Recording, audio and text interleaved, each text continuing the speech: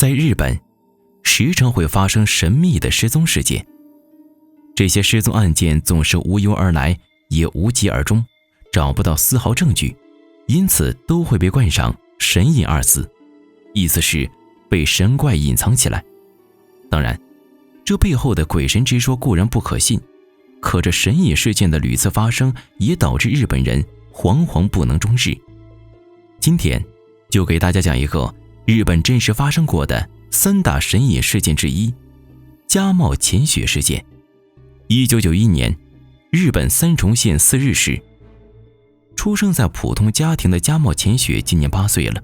他的父亲是一个在金属加工厂上班的工人，家庭不算富裕，也不算困苦。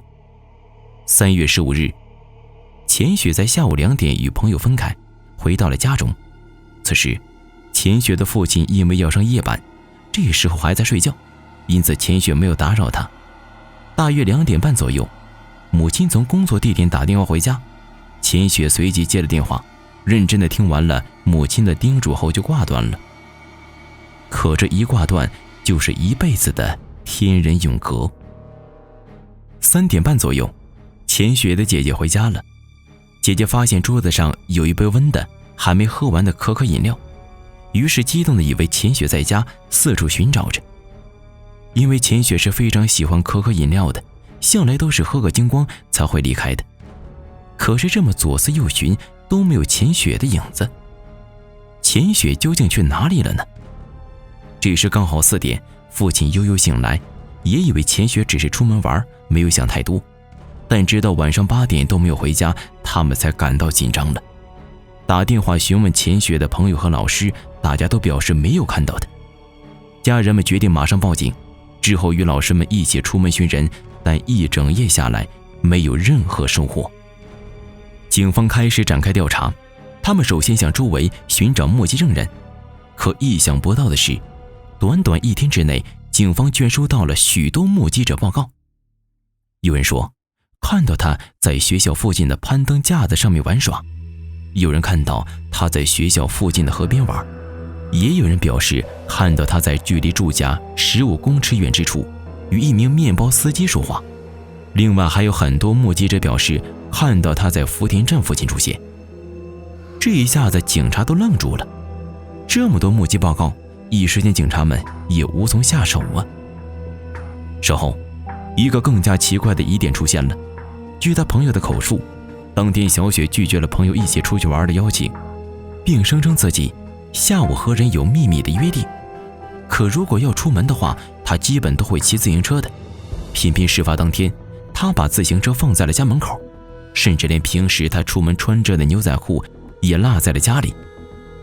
一切的矛头都指向这不是一起普通的失踪案件。可尽管有众多疑点，当时的人们依旧把这当成了一起平常不过的诱拐事件。直到3年后，那封神秘信件的出现。1994年，加茂家收到一封奇怪的匿名信，信封上写着加茂钱秀行先生收。当时钱雪的父亲很疑惑呀，自己名字是方形而不是秀行啊。随后他打开了这封匿名信，只见所有文字都是由片假名书写的，并非日本人常用的平假名，类似整封信都是用拼音写出来的中文字一样。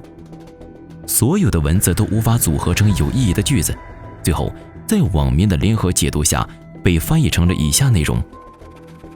这只是其中一个解读而已，实际上网络还可以找到更多的古怪解读，但都意义不明，无法拼凑出完整的语句。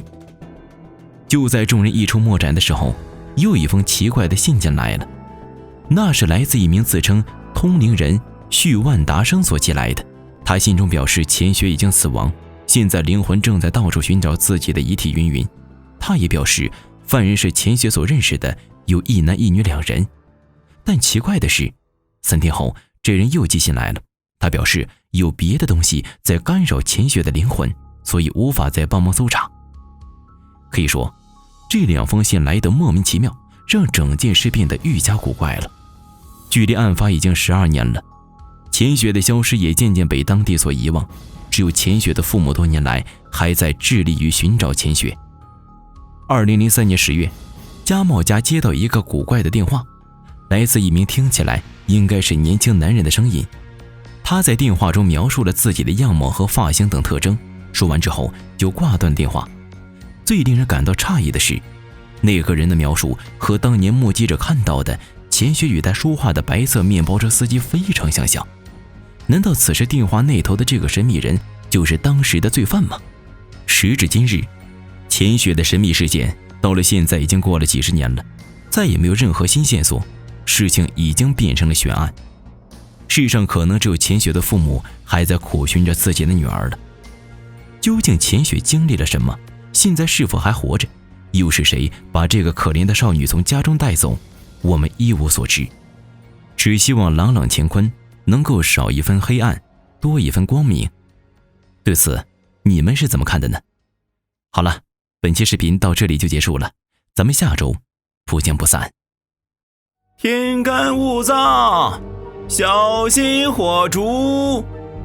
天干物燥，小心火烛。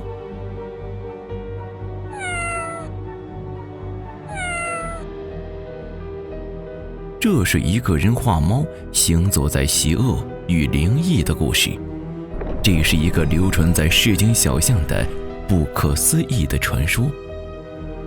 人非人，猫非猫，物非物。这里有房子那么大的猫，有修成人身的老鼠，有口吐人言的黄鼠狼，有妄图成神的狐狸精，有3只脚的上古异种金乌，等等等等，异兽灵兽，种种的古怪事情发生在我的周围，我该怎么办呢？老烟斗人气新作《猫心村》重磅来袭，里面有刺激悬疑的故事情节，有爱恨鲜明的人物角色，有意想不到的精彩内容，绝对的刺激，绝对的恐怖，绝对的灵异。小伙伴只要在起点搜猫心尊或者老烟斗鬼故事即可。希望支持老烟斗的小伙伴们动动手指，来起点网给老烟斗投上宝贵的一票。